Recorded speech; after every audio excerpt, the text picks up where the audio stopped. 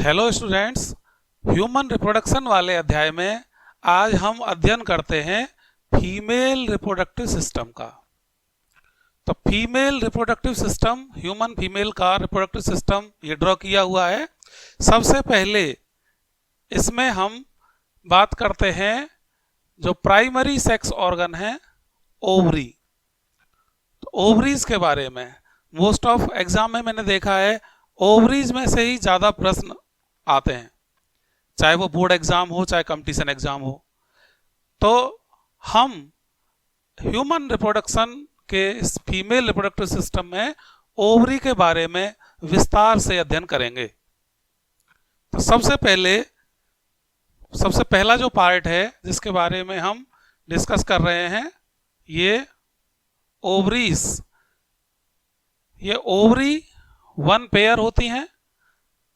इनकी लंबाई 2 to 4 centimetre लगभग लॉन्ग होती हैं, 1.5 सेंटीमीटर वाइड और 1 सेंटीमीटर इनकी थिकनेस होती है। ये पेल्विक केविटी में स्थित होती हैं, यूट्रस के दोनों तरफ।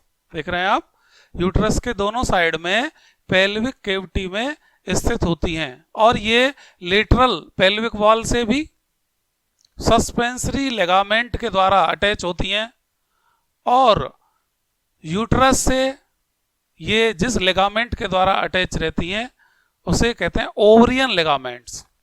तो इस प्रकार से सस्पेंसरी लिगामेंट्स और ओवरियन लिगामेंट्स के द्वारा ये अटैच रहती हैं, सपोर्टेड रहती हैं। ये आपको हम पहले बता चुके हैं कि ये ओवम रिलीज करती हैं और फीमेल सेक्स हार्मोन्स कौन से होते हैं? फीमेल सेक्स हार्मोन्स एस्ट्रोजन और प्रोजेस्टेरोन भी प्रोड्यूस करती हैं। तो ओवरीज की इंटरनल स्ट्रक्चर के बारे में चर्चा कर लेते हैं। तो ये एक ओवरी की इंटरनल स्ट्रक्चर का डायग्राम ड्रॉ किया गया है। इस ओवरी में अब देख रहे हैं एक हाइलस या डिप्रेशन जो स्थान होता है जहां से ब्लड वेसल्स या नर्व्स इंटर करती हैं। इसमें ये ब्लड वेसल्स पास होती हैं यहाँ होके। तो अब इसकी इंटरनल स्ट्रक्चर के बारे में देखते हैं। इसकी जो आउटर कवरिंग, ये विसरल पेरिटोनियम, एक पेराइटल, आपको पता है पेराइटल पेरिटोनियम और विसरल पेरिटोनियम।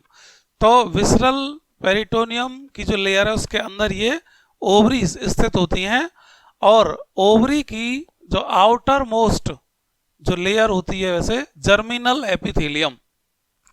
तो जिस जर्मिनल एपिथेलियम जिसके द्वारा उगोनिया प्रोड्यूस की जाती हैं, जर्मिनल एपिथेलियम की सेल्स ही माइटोटिक डिवीजन के द्वारा उगोनिया प्रोड्यूस करती हैं। ये उगोनिया डिप्लॉयड होते हैं। ठीक जर्मिनल एपिथेलियम के नीचे आप देख रहे हैं ट्यूनिका एल्ब्यूगिनिया। तो ये जर्मिनल एपिथेलियम, ये आउटर मोस्ट लेयर थी जो सिंपल स्क्वेमस क्यूबॉइडल सेल्स से निर्मित थी। इसके ठीक नीचे ट्यूनिका एल्ब्यूगिनिया है जो पुअरली डिफरेंशिएटेड शीथ होती है, made up of dense connective tissues. और ये इसके जर्मिनल एपिथेलियम के ठीक नीचे इसका तो आउटर जर्मिनल एपिथेलियम, इसके बाद ट्यूनिका एल्ब्यूगिनिया और इसके बाद अंदर जो पूरा ये कहलाता है स्ट्रोमा। इस स्ट्रोमा को ओवरी के अंदर का जो टिश्यू है उसे, ओवरी के अंदर का जो पार्ट है स्ट्रोमा, इसको हम दो जोन में या दो भागों में बांट सकते हैं। जो पेरीफेरल पार्ट है, इस पेरीफेरल पार्ट को कॉर्टेक्स वाला भाग कहते हैं और जो सेंट्रल पार्ट है इसे मेडुला वाला भाग कहते हैं। तो इस प्रकार से आप देख रहे हैं ओवरी को 3 भागों में हमने क्लियरली डिवाइड किया। आउटर मोस्ट जर्मिनल एपिथेलियम, बीच में ट्यूनिका एल्ब्यूगिनिया और अंदर स्ट्रोमा। और stroma can be further divided into 2 parts. That are outer peripheral parts. और जो पेरिफेरल पार्ट है उसमें ओवरियन फॉलिकल्स देखी जा सकती हैं, अभी इसकी हम चर्चा करने वाले हैं। और जो इनर जो मेड्यूला है वह richly supplied with blood vessels, और उसमें कुछ इलास्टिक फाइबर्स और स्मूथ मसल्स और कुछ नर्व्स पाई जाती हैं। तो इन फॉलिकल्स का निर्माण कैसे होता है और किस तरह से ओवम का निर्माण होता है, अब हम इसकी चर्चा करते हैं। तो इसमें जो ये कॉर्टेक्स वाला भाग है, पेरिफेरल कॉर्टेक्स वाला भाग, इसमें जर्मिनल एपिथेलियम की जो सेल्स हैं बार बार माइटोटिक डिवीजन के द्वारा उगोनिया का निर्माण करती हैं, डिप्लॉयड उगोनिया का निर्माण करती हैं। ये उगोनिया एक कोड लाइक स्ट्रक्चर या ट्यूब लाइक स्ट्रक्चर के रूप में इधर स्ट्रोमा की तरफ प्रोजेक्टेड रहते हैं, और इस ट्यूब लाइक स्ट्रक्चर को कहते हैं फ्लगर्स ट्यूब, जैसा आप देख रहे हैं। तो ये डिवाइड जो जर्मिनल एपिथेलियम की जो सेल्स हैं बार बार डिवाइड होकर ये उगोनिया हैं। उगोनिया या ओवम मदर सेल, इन्हीं के द्वारा ओवम का निर्माण होगा। कैसे होगा, तो ये कॉर्टिकल रीजन में ये जर्मिनल एपिथेलियम की सेल्स हैं। तो किस प्रकार से ये एक कोड के रूप में या ट्यूब के रूप में स्ट्रोमा के अंदर प्रोजेक्टेड रहती हैं, तो इसे फ्लगर्स ट्यूब कहते हैं। अब ये सेल्स राउंडेड हो जाती हैं, इस तरह से एक राउंडेड ग्रुप में हो जाती हैं, और अब उसको कहते हैं राउंडेड मास को, सेल के उस राउंडेड मास को कहते हैं एग नेस्ट। तो ये एग नेस्ट हो गया। अब इस एग नेस्ट की जो सेल्स हैं, एक सेल लार्ज हो जाती है और प्राइमरी oocyte का निर्माण करती है, जबकि अदर सेल्स हैं वे अपनी पोटेंशियलिटी को खो देती हैं और वो oocyte नहीं बन पाती, और वे कहलाती हैं फॉलिकुलर सेल्स या ग्रेन्युलोसा सेल्स। तो एक सेल तो देखिए ये oocyte बन गई, oocyte या प्राइमरी oocyte कह सकते हैं, और उसके चारों ओर जो ये सेल्स हैं फॉलिकुलर सेल्स, और ये अब oocyte नहीं बन पाएंगी, इन्होंने अपनी पोटेंशियलिटी को खो दिया है और इस oocyte को कवर कर लिया है। और इस प्रकार से जो बना हुआ स्ट्रक्चर है इसे कह रहे हैं प्राइमोर्डियल फॉलिकल, ये प्राइमरी फॉलिकल, ये स्टार्टिंग में जो बनी हुई फॉलिकल है। तो इस प्रकार से ये इसमें कॉर्टेक्स में निर्माण हो चुका है ऐसी प्राइमरी फॉलिकल का। अब इसमें आगे डेवलपमेंट होगा। तो एक प्राइमरी फॉलिकल में क्या क्या होता है देखिएगा, एक oocyte होता है और उसके चारों ओर घेरे हुए फॉलिकुलर सेल्स या ग्रेन्युलोसा सेल्स। तो ये फॉलिकुलर ओवरी में ये जो प्राइमोर्डियल फॉलिकल हैं इनका निर्माण होता है जब फीमेल फीटस कंडीशन में होती है, लगभग 4-5 महीने की जो फीटस कंडीशन में फीमेल होती है तभी उसकी ओवरी में इनका निर्माण हो जाता है। बाद में आप ये सोचें, after birth no fresh follicle is developed after birth, पहले ही निर्माण हो चुका है।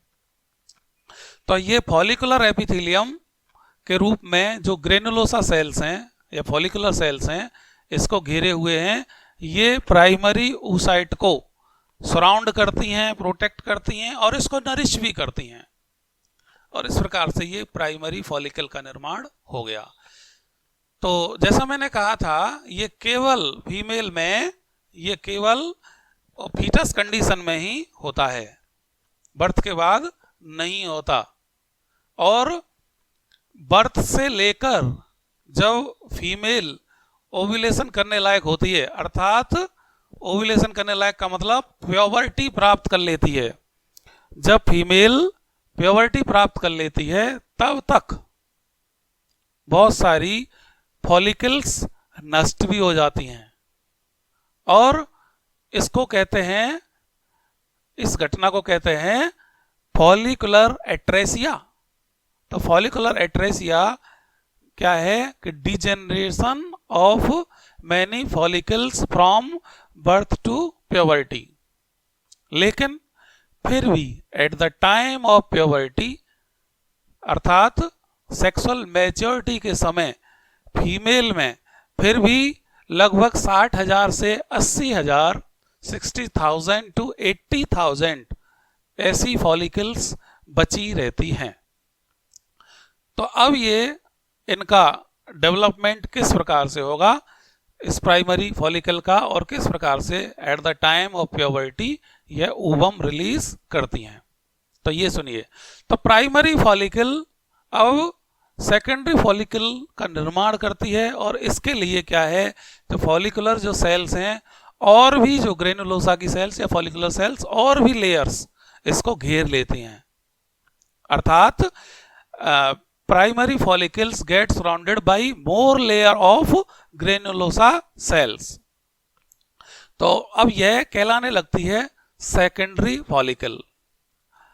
और इसके उपरांत जो मैच्योर, अब ये टर्सरी फॉलिकल में कन्वर्ट होगी, सेकेंडरी फॉलिकल टर्सरी फॉलिकल में कन्वर्ट होगी। तो क्या क्या परिवर्तन होंगे, तो एक तो ये परिवर्तन होगा, पहला परिवर्तन, ये तीन मुख्य बातें जो मैं आपको बता रहा हूं।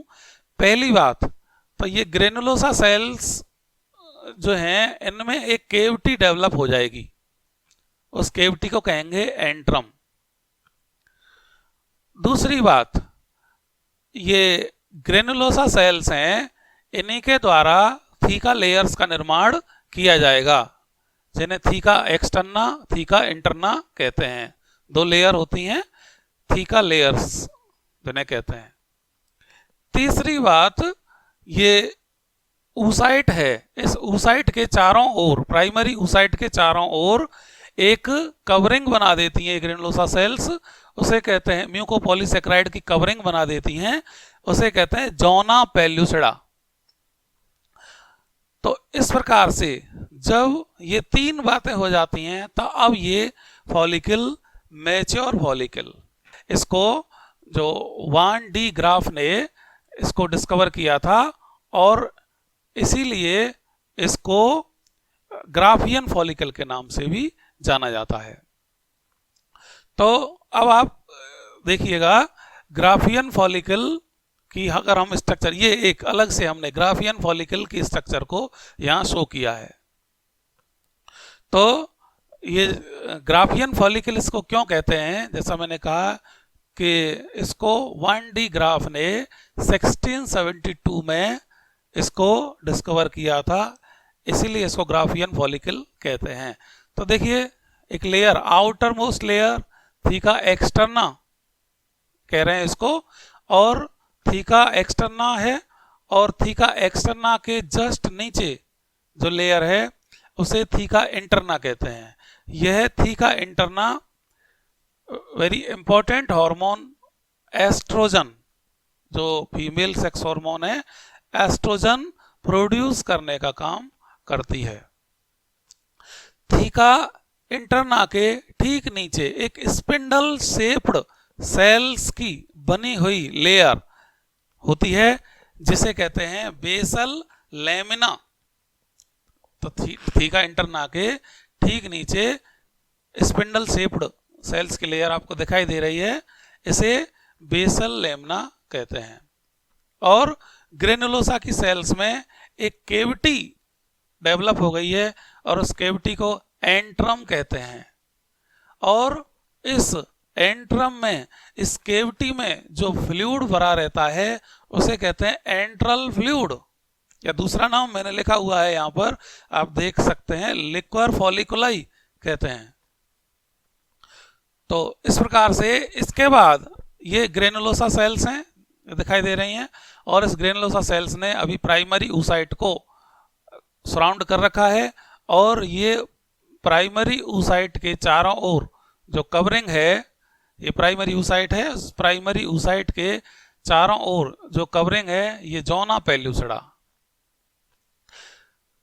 तो ये यहाँ पर ये बात और मैं आपको ध्यान दिलवा देता हूं कि जो प्राइमरी oocyte का जो डिवीजन है, तो इसका ये प्राइमरी oocyte जब तक जो प्रोफेज फर्स्ट अर्थात मियोसिस फर्स्ट की जो प्रोफेज फर्स्ट स्टेज में रहता है ओव्यूलेशन से ठीक पहले, मगर ओव्यूलेशन से ठीक पहले ही यह अपना फर्स्ट मियोटिक डिवीजन कंप्लीट करता है। आपको ध्यान होगा 11th क्लास में आपने पढ़ा होगा कि मियोसिस दो स्टेज में होता है। मियोसिस जो सेल डिवीजन है, मियोसिस फर्स्ट और मियोसिस सेकंड। तो यहाँ पर मियोसिस फर्स्ट ओव्यूलेशन से ठीक पहले कंप्लीट हो जाता है, अर्थात प्राइमरी oocyte जो था अब सेकेंडरी oocyte में कन्वर्ट हो गया, अपना फर्स्ट मियोटिक डिवीजन कंप्लीट कर लिया।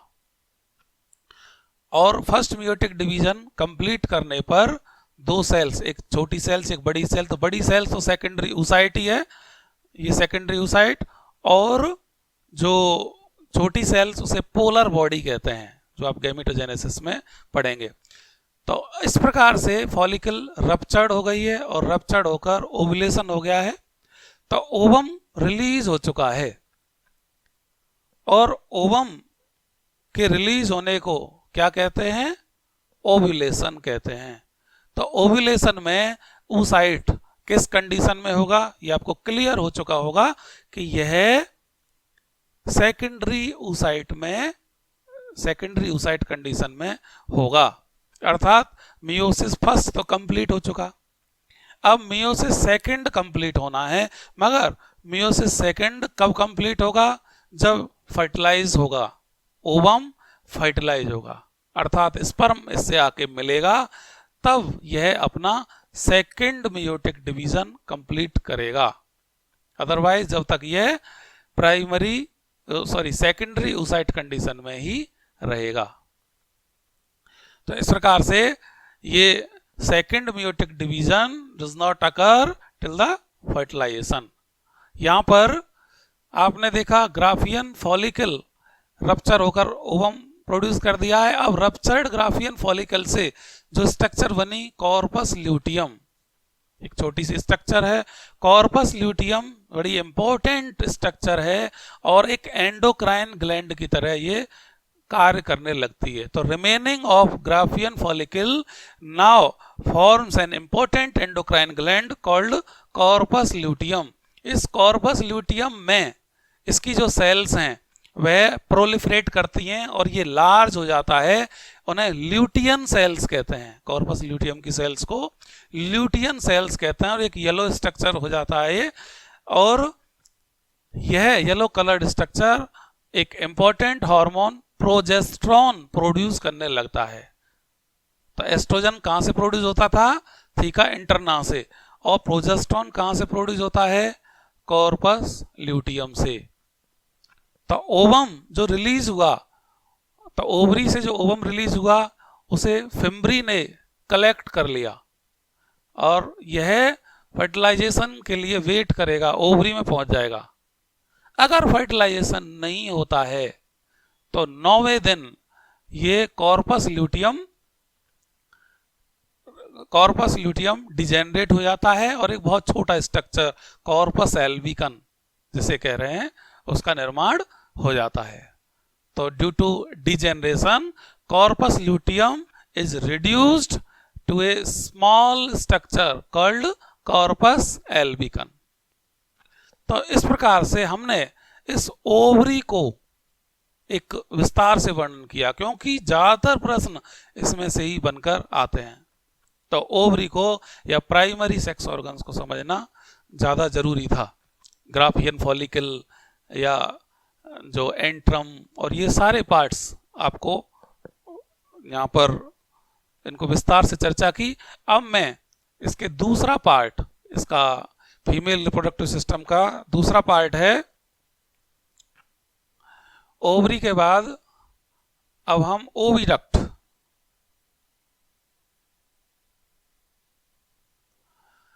अब हम ओविडक्ट का अध्ययन करते हैं। ओविडक्ट को फैलोपियन ट्यूब भी कहते हैं। ये मैंने लिखा हुआ है फैलोपियन ट्यूब। इस फैलोपियन ट्यूब को देखिए 3 भागों में डिवाइड कर रखा है, यहां से यहां तक।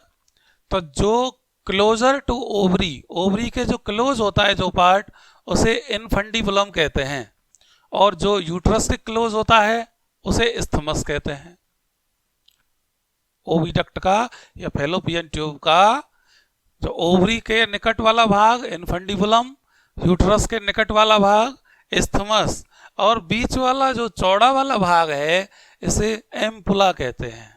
तो फैलोपियन ट्यूब के 3 भाग होते हैं, और फैलोपियन ट्यूब की जो लाइनिंग होती है, ये लाइनिंग ये सीलिएटेड एपिथेलियम की बनी होती है। In other words we can say cilia present होते हैं, जो ओवम को इस तरह से आगे बढ़ाने में हेल्प करते हैं। तो सीलिएटेड एपिथेलियम की जो लाइनिंग होती है इसकी फैलोपियन ट्यूब की, और इसमें फर्टिलाइजेशन एम्पुलरी इस्थमस जंक्शन जो है, एम्पुला और इस्थमस का जो जंक्शन है यहाँ पर फर्टिलाइजेशन होता है। तो इस प्रकार से ampullary isthmus junction provide the site for fertilisation. तो ये फैलोपियन ट्यूब, या कह सकते हैं यूट्राइन ट्यूब, क्योंकि यूट्रस से निकल रही हैं इसलिए इनको यूट्राइन ट्यूब भी कह सकते हैं। तो ये फैलोपियन ट्यूब, इसका फंक्शन यही है, एक तो ये ओवम को कलेक्ट करके इसका जो ये कीप लाइक स्ट्रक्चर, जो इस तरह से लास्ट टर्मिनल पार्ट है इसका, इसे फिंगर लाइक स्ट्रक्चर्स में, इससे फिंगर लाइक स्ट्रक्चर्स बनी हुई रहती हैं, और ये फिंगर लाइक स्ट्रक्चर फेम्ब्री कहलाती हैं। ये फेम्ब्री, और ये फेम्ब्री क्या करती हैं, fimbriae help to collect the ovum release from ovary. तो इसके ओविडक्ट के फंक्शंस, ओवम को कलेक्ट करना, ओवम को यूट्रस में पहुंचाना, और साइट फॉर फर्टिलाइजेशन, ये इसका काम होता है ओविडक्ट का। अब इस ओविडक्ट, आप देख रहे हैं ओविडक्ट खुलती है यूट्रस में, एक मस्कुलर बैग लाइक स्ट्रक्चर है। अगला पार्ट यह है यूट्रस।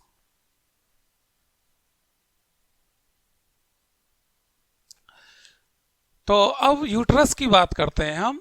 तो यूट्रस की जो कवरिंग को या वाल को, ये 3 वाल लेयर होती हैं एक यूट्रस में, ये कह सकते हैं।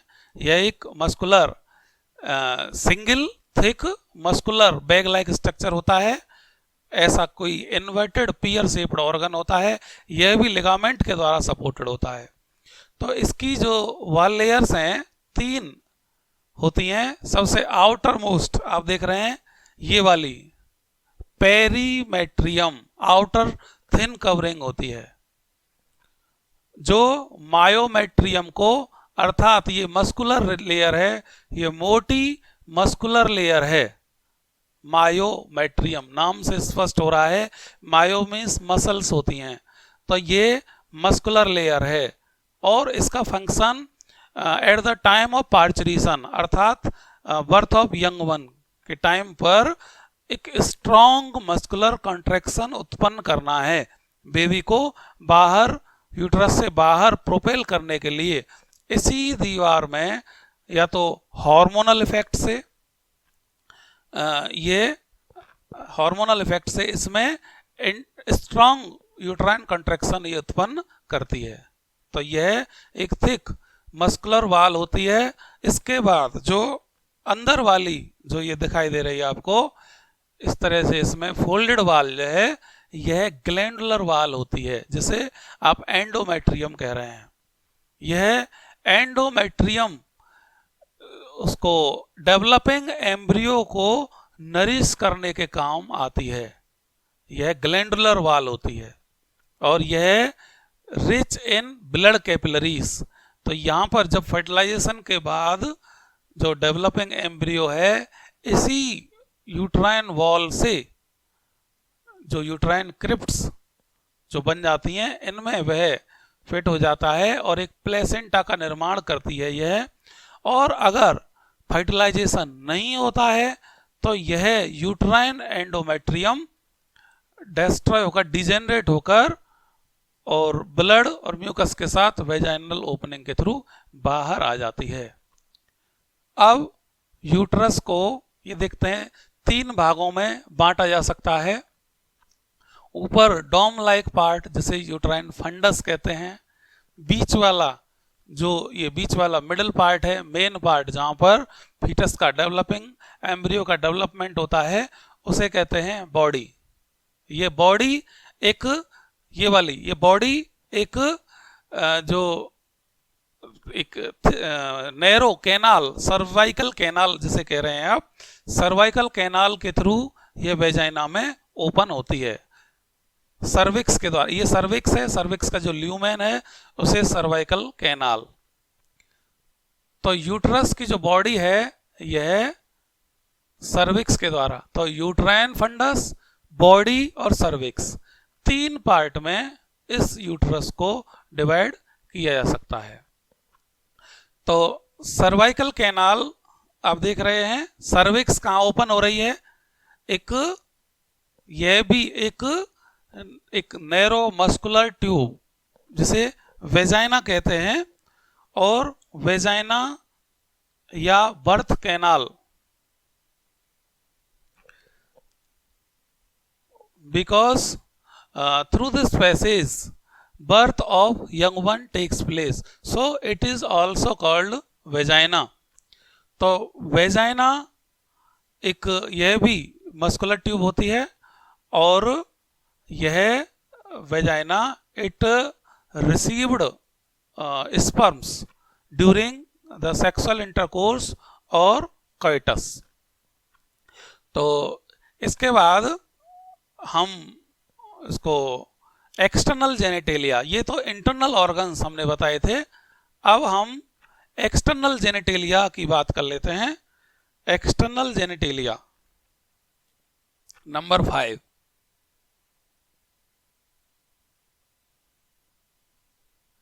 एक्सटर्नल जेनेटेलिया मींस कह सकते हैं जो एक्सटर्नल जो सेक्स ऑर्गन्स, एसोसिएटेड ऑर्गन्स हैं, जो रिप्रोडक्टिव ऑर्गन है एक्सटर्नली अपीयर होते हैं, उन्हें एक्सटर्नल जेनेटेलिया कहते हैं।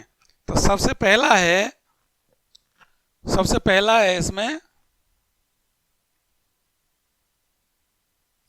Mons pubis. तो मॉन्स प्यूबिस या मॉन्स वनरिस भी कहते हैं, यह प्यूबिस रीजन में फैटी टिश्यूज पाए जाते हैं, स्किन और प्यूबिक हेयर से कवर्ड रहता है मॉन्स प्यूबिस, जो प्यूबिक रीजन में पाया जाता है। और इस तरह से कह सकते हैं जैसे ये प्यूबिस रीजन में यह मॉन्स प्यूबिस ये वाला पार्ट कहलाएगा। इसके मॉन्स प्यूबिस के ठीक नीचे जो 2 फोल्ड होते हैं, जो एक्सटर्नल जो वेजाइनल ओपनिंग को, ये वेजाइना बाहर खुलती है और इस वेजाइनल ओपनिंग जो है और ये फोल्ड कवर करते हैं उस रीजन को कहते हैं वल्वा। तो जो वल्वा को सराउंड करते हैं उन्हें कहते हैं लेबिया मेजोरा। तो जो थिक फोल्ड होते हैं उन्हें लेबिया मेजोरा कहते हैं।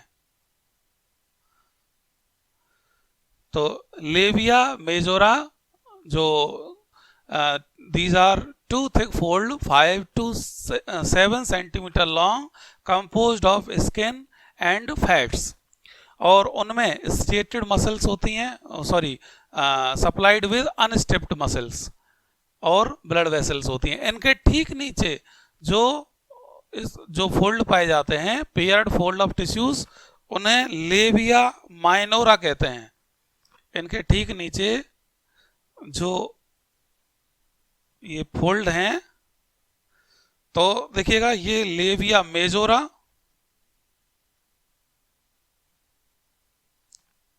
ये लेविया माइनोरा,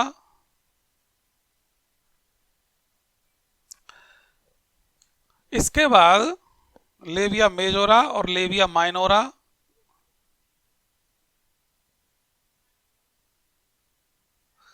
चौथी चीज क्लाइटोरिस। तो जो लेविया माइनोरा के जो अपर जंक्शंस पर एक टाइनी फिंगर लाइक स्ट्रक्चर होती है और उसे कहते हैं क्लाइटोरिस। और ये क्लाइटोरिस यहाँ पर जो वेजाइनल ओपनिंग होती है it is partially covered by hymen. यह हाइमेन के द्वारा कवर्ड होती है। तो ये हमने एक्सटर्नल जेनिटेलिया की चर्चा की। अब हम इसके एक associated reproductive organ mammary gland या ब्रेस्ट के बारे में चर्चा कर लेते हैं। यह भी एक एसेसरी रिप्रोडक्टिव ऑर्गन है। तो ब्रेस्ट यह एक पेयर्ड स्ट्रक्चर होते हैं। लोकेशन बताइए, थोरैक्स में, फीमेल के थोरैक्स में स्थित होते हैं। मेल में ये ब्रेस्ट रूडिमेंट्री होते हैं और मिल्क प्रोड्यूस नहीं करते। ये फीमेल में मिल्क प्रोड्यूस करते हैं, वेल डेवलप्ड होते हैं। तो देखिएगा इस ब्रेस्ट का जो ये इसका कॉनिकल स्ट्रक्चर है ब्रेस्ट, इसकी जो लगभग एट मिड एंटीरियरली, लगभग मध्य में अग्रभाग पर एक टिप पर एक छोटा सा ओभार होता है जिसे निपल कहते हैं। इस निपल पर बहुत सारी डक्ट खुल रही हैं। यहाँ पर मैंने तो 4 डक्ट दिखाई हैं और ऐसे लगभग 15-20 डक्ट, लगभग छोटी छोटी जो छोटे छोटे एपर्चर होते हैं वो यहाँ पर पाए जाते हैं। 15-20 एपर्चर जिनके द्वारा ये लैक्टिफेरस डक्ट हैं, जो आप ये देख रहे हैं, ये वाली लैक्टिफेरस डक्ट इन एपर्चर के द्वारा सरफेस पर खुल रही हैं, जिनसे मिल्क सीक्रेट होता है। अब इसकी ब्रेस्ट के स्ट्रक्चर में देखें, ये तो फैटी टिश्यूज हैं ऊपर नीचे साइड में इधर उधर, लेकिन जो इसका ग्लैंडुलर पार्ट है, ग्लैंडुलर पोर्शन है, उसमें लगभग 15 से 20 मेमोरी लोब्स होते हैं। तो इसका जो ग्लैंडुलर टिश्यू है मेमोरी ग्लैंड का, 15 से 20 ये मेमोरी लोब्स हैं। तो इनको ये वाले ये मेमोरी लोब्स हैं। ये तो ये मेमोरी लोब्स देखिएगा, प्रत्येक लोब से एक डक्ट निकल के आती है जिसे मेमोरी डक्ट कहते हैं। इन लोब्स में क्या होता है, इन मेमोरी लोब्स में each memory lobe contain a cluster of cells called alveoli. इनमें ये एल्वियोलाई हैं, जो क्लस्टर ऑफ सेल्स हैं, ये पाए जाते हैं। और क्लस्टर ऑफ सेल्स, ये जो एल्वियोलाई की जो सेल्स हैं, एल्वियोलाई की सेल्स ये मिल्क सीक्रेट करती हैं और ये मिल्क सीक्रेट करके एल्वियोलाई के ल्यूमेन में यह मिल्क इकट्ठा हो जाता है। और उसके बाद इसकी जो ये ट्यूब्यूल्स हैं या डक्ट ऑफ एल्वियोलाई जो लिखा है, छोटी छोटी जो डक्ट हैं, इनके द्वारा यह लार्ज मेमोरी डक्ट, ये लार्ज मेमोरी डक्ट में आ जाता है। तो ये एल्वियोलाई हैं, इन एल्वियोलाई की ये छोटी छोटी डक्ट हैं, देखिएगा ये और ये छोटी छोटी डक्ट के द्वारा लार्ज मेमोरी डक्ट में ये मिल्क आ जाता है।